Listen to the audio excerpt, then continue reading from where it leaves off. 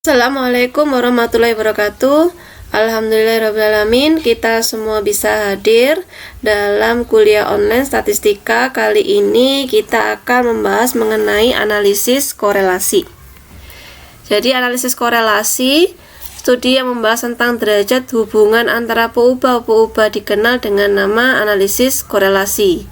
Ukuran yang dipakai untuk mengetahui derajat hubungan, terutama untuk data kuantitatif, dinamakan dengan koefisien korelasi. Perbedaan regresi dan korelasi. Nah, ini ya. Jadi kalau korelasi, is there an association between X dan Y, X and Y, and how strong, positive or negative. Sedangkan regression, how exactly does Y change if X change? How much of the change in Y is explained? Jadi kalau korelasi itu bagaimana hubungan antara X dan Y? Seberapa kuatkah, positif atau negatifkah? Kalau tentang regresi, bagaimana tepatnya Y itu berubah jika X itu berubah? Jadi bagaimana X itu berpengaruh terhadap Y? Ketika X itu berubah, Y-nya itu seperti apa? Jadi perubahannya seperti apa? Seberapa perubahannya? Dan seberapa banyak perubahan dari Y yang bisa dijelaskan oleh X, ya. Kemudian ini untuk rumus koefisien korelasi. Jadi koefisien korelasi di sini ini ya, R. Sedangkan untuk koefisien korelasi berdasarkan sekumpulan data, nah ini seperti ini. Yang biasa digunakan yang rumus yang kedua ini ya. Kemudian, nah ini contohnya, jika misalkan kita ingin mengetahui hubungan antara banyaknya pengunjung X dan banyaknya yang berbelanja di sebuah toko, bila data telah dihitung, kemudian diketahui sigma XI-nya, sigma YI-nya, kemudian sigma XI dikali YI. Ini ya, sigma XI, kemudian sigma YI, sigma XI dikali YI, kemudian sigma XI kuadrat dan sigma YI kuadrat. Nah, kemudian tinggal dimasukkan di rumusnya sehingga diperoleh 0,876. Jadi 0,876 ini masih R ya, masih R. Dari hasil ini ternyata didapat korelasi positif antara banyak pengunjung X dan yang berbelanja Y. Berarti meningkatnya pengunjung yang datang meningkatkan pula banyaknya yang berbelanja. Kemudian besar hubungan ditentukan oleh koefisien determinasi, yaitu R². Nah ini R kuadratnya itu adalah 0,7670 atau sebesar 76,7%. Itu dipengaruhi oleh X ya. X itu menjelaskan, jadi banyaknya pengunjung X itu mempengaruhi sebesar 76,7% jumlah pengunjung, banyaknya yang belanja ya, banyaknya yang berbelanja ya, atau Y-nya. Jadi meningkatnya atau menurunnya pembeli 76,7% ini dapat dijelaskan oleh banyaknya pengunjung melalui hubungan linear X dan Y. Sedangkan sisanya ditentukan oleh keadaan yang lain ya. Misalnya oleh promosi atau yang lainnya ya. Kemudian ini untuk uji hipotesisnya. Jadi kalau di sini kalau koefisien korelasinya itu disimbolkan dengan rho ya. Jadi kalau rho-nya sama dengan 0 berarti tidak ada hubungan, tidak ada korelasi, berarti X dan Y independen, tidak saling berhubungan. Kemudian kalau rho-nya tidak sama dengan 0 berarti ada korelasi, berarti X dan Y saling berhubungan. Ini untuk uji T-nya ya. Uji untuk hipotesisnya menggunakan statistik T ini rumusnya. Kemudian ini daerah kritisnya ya, daerah kritisnya. Oke, ini intervalnya untuk rho. Jadi ini sudah rumusnya ya, seperti ini. Ditransformasikan menjadi mu z sehingga seperti ini. Dan ini sudah rumusnya ya. 1 per akar n min 3 ya. Nah, ini intervalnya ya, menaksir intervalnya ya seperti ini menggunakan transformasi Fisher yaitu z. Setelah z didapat, baru batas-batas mu z-nya nanti dimasukkan ya, terus pakai rumus yang ini dicari. Nah, ini mu z sama dengan 1,1513 dikali 1 plus rho 0, 1 plus rho 0, 1 plus rho kita aja ya, nanti sama kok rho 0 dan rho nya ini. Nah, ini kemudian dimasukkan di sininya, nanti akan diperoleh rho nya ya. Ini saya kurang log ya.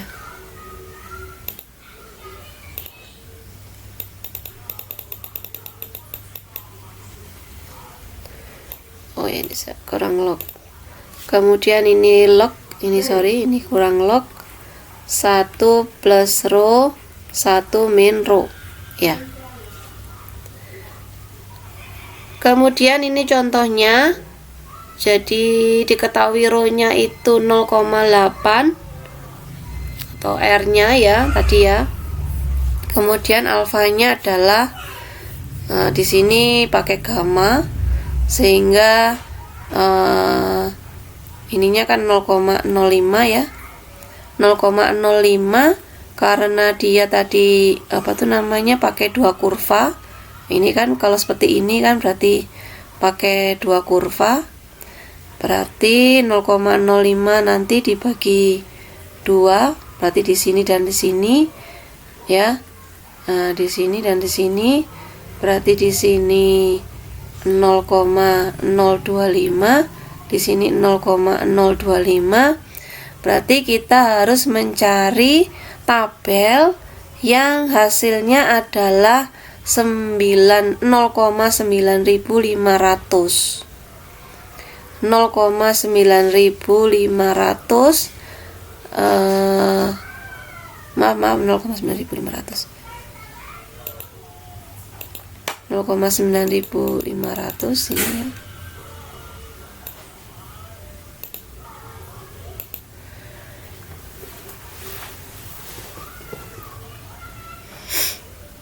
Berarti kita harus mencari tabel yang hasilnya adalah 0,9750 ya. Ini tadi kan 0,9500. Karena ini alfanya dibagi 2 til ya. Berarti kita harus mencari 0,9750. Tapi karena tabel yang kita gunakan di tabel Z ini adalah tabel setengah kurva, maka kita harus mengurangkan menjadi 0,5000 sehingga diperoleh 0,4750. Nah, di sini kita cari yang hasilnya 0,4750 di sini. Nah, di sini berarti hasilnya adalah 1,96 ya. 1,96. Jadi ini kalau Anda tanya ini dari mana 1,96? Nah, dari sini ya. Dari sini. Ininya. 0,4750. Sini. Nah, ini tadi kan sudah diketahui N. Nah, tadi sudah ada rumusnya ya.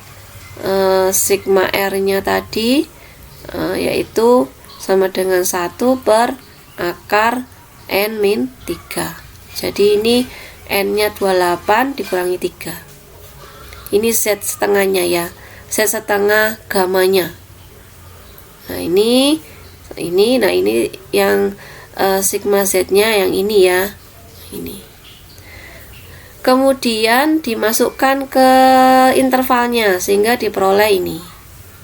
Nah, kemudian batas-batasnya ini dimasukkan ke mu Z-nya. Nah, ke mu Z-nya tadi kan 0,706 sampai 1,4906.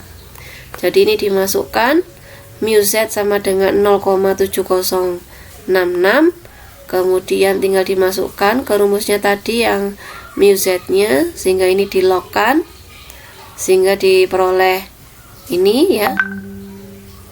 0, ini kalau ini saya balik yang kanan dan kirinya, jadi ini kan ke sini ya, ke bawah sini berarti dibagi ya, menjadi 0,7066 dibagi 1,1513 sama dengan 0,6137. Jadi kalau yang hasilnya yang kemarin 0,06137 ini salah ya, jadi harusnya 0,6137. kemudian di log untuk menghilangkan lognya, karena lognya ini basis 10, logaritma 10 ya, berarti ini 10 pangkat ya, 0,6137, sehingga diperoleh ini. Kemudian yang di bawah ini penyebutnya pindah ruas ke kanan sehingga menjadi kali ya, sehingga diperoleh 0,608508. Kalau dibulatkan menjadi 0,609. Jadi walaupun ininya salah tapi ininya benar ya. Nanti dicoba sendiri untuk yang batas yang untuk yang nilai mu z-nya sama dengan 1,4906 ya. Apakah benar hasilnya adalah rho-nya adalah 0,903, sehingga nanti tinggal dimasukkan lagi ya, dimasukkan sehingga diperoleh nilai rho-nya ya, untuk mencari rho-nya. Oke, ini contoh soalnya. Jadi dihitung koefisien korelasinya, kemudian tentukan koefisien determinasinya, kemudian dilakukan uji hipotesis. Nah ini sudah diketahui, nanti dibuat tabelnya, cari sigma xi, sigma yi, sigma xi kuadrat. Nih, kemudian sigma yi kuadrat, sigma xi kuadrat tinggal dimasukkan, kemudian koefisien determinasinya tinggal dikuadratkan ya, sehingga diperoleh r-nya tadi ya, koefisien korelasinya, sehingga dicari koefisien determinasinya, r square-nya diperoleh dikuadratkan ya, menjadi 0,7091. Kemudian ini uji hipotesis. Jadi ini tinggal dimasukkan ke uji T-nya tadi, pakai rumus T-nya tadi. Kemudian tulis hipotesisnya terlebih dahulu seperti ini tadi ya. Kemudian ini hipotesisnya. Jadi kalau sama dengan 0 tidak ada korelasi, tidak sama dengan 0 ada korelasi. Hasilnya T hitungnya adalah 6,622. Kita lihat T tabelnya, kita mencari 0,975 dengan derajat bebasnya 18. Sehingga kita peroleh 210 ya. Jadi sebenarnya kenapa kok ini tadi kan alfanya 5% ya. Kenapa yang dicari kok 975? Masih ingat tabel T? Nanti dilihat virtual learningnya untuk kurva tabel T ya. Jadi ini kan kurvanya seperti ini. Nah ini kan uji dua sisi ya. Berarti di sini kan alfa per 2, di sini juga alfa per 2. Di sini min T ya, min T untuk 0,025 dengan 18, ini T nya untuk 0,975 18. Di sini diperoleh min 2,10, di sini 2,10. Ya, jadi karena T hitungnya itu lebih dari, ya, di sini ya, kira-kira posisinya kan kalau 6,622 kan berarti di sini ya, berarti tolak H0, ya kan, tolak H0. Sehingga ada korelasi ya. Kemudian kalau kita mau menggunakan SPSS, nah ini kita tinggal copy paste di sini, kita copy, kita buka SPSS-nya. Jangan lupa tadi itu X sama Y ya.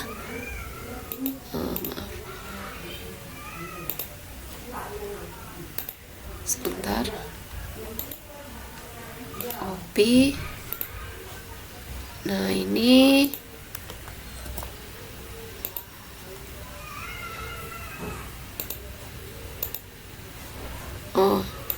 bentar.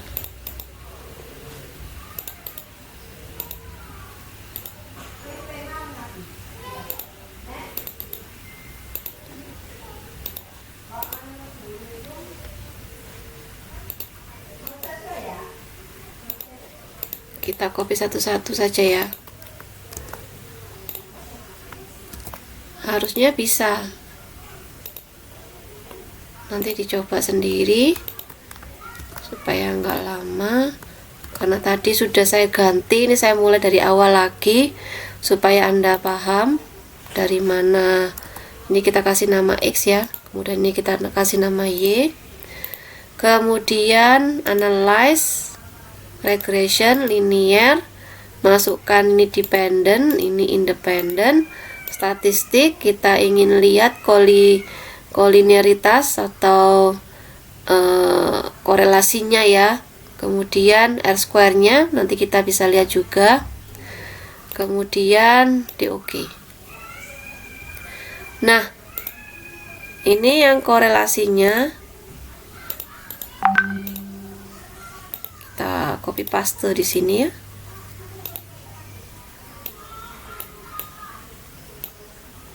Nah, ini korelasinya. Kemudian kalau kita ingin lihat R square-nya,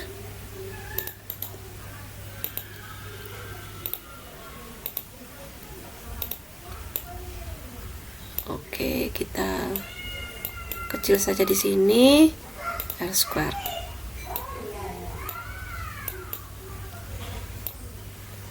Oke, kita lihat di sini 0,842. Nah, ini di sini 0,842. Di sini ya. Ini 0,842. Mau lihat yang di situ atau yang di sini sama saja. Jadi R-nya itu 0,842. Kemudian nah ini R square-nya. R square, R kuadratnya adalah 0,709 ya. Kalau yang di awal tadi 7091. Jadi bisa dibulatkan menjadi 709. Karena memang di sini ini menggunakan 3 angka di belakang koma ya untuk hasil-hasil tertentu. Tapi kalau standar error dia lebih banyak komanya ya. Nah, ini. Oke. Kita sudah membahas mengenai analisis korelasi. Kita bisa menghitungnya secara manual atau menggunakan SPSS. Kita juga bisa menggunakan Excel. Disiapkan dulu rumusnya, nanti kita bisa menghitung menggunakan Excel. Kalau SPSS langsung keluar semuanya. Jadi saya harap Anda juga bisa menghitung secara manual maupun menghitung menggunakan software. Sekian dari saya mengucapkan terima kasih. Wassalamualaikum warahmatullahi wabarakatuh.